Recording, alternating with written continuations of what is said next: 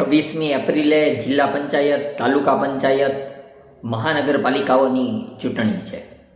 કોઈ તક સાધુ વ્યક્તિઓ આ વખતે પક્ષમાંથી ટિકિટ લઈ આવે અને તેઓ ચૂંટણી જીતી જશે તો એ વાત કપરી છે.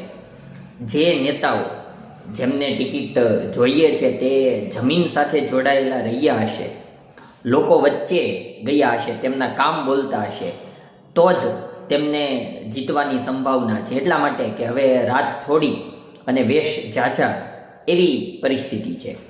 અત્યારે ઉમેદવારોના નામો જાહેર થઈ રહ્યા છે. 15મી તારીખ ફોર્મ પરત ખેંચવાની છેલ્લી તારીખ છે. એટલે 15મી તારીખે કોણ કોણ ચૂંટણીના મેદાનમાં છે એ સ્પષ્ટ થશે. 26મી તારીખે મતદાન છે. એટલે 24મી તારીખે એ ચૂંટણીના પ્રચારના પડઘમ શાંત થઈ જતા હોય છે. એટલે માત્ર તેમની પાસે 9 જેટલા દિવસ છે. 9 દિવસમાં પ્રજા વચ્ચે જશે અને પોતાનો પ્રચાર કરશે તો એ વાતમાં કંઈ માલ નથી. પણ જેઓ લાંબા સમયથી લોકો વચ્ચે છે, લોકોના કામ કરી રહ્યા છે, તેમને એ ચૂંટણી જીતવામાં અનુકૂળતા રહેશે એવી અત્યારની સ્થિતિ છે.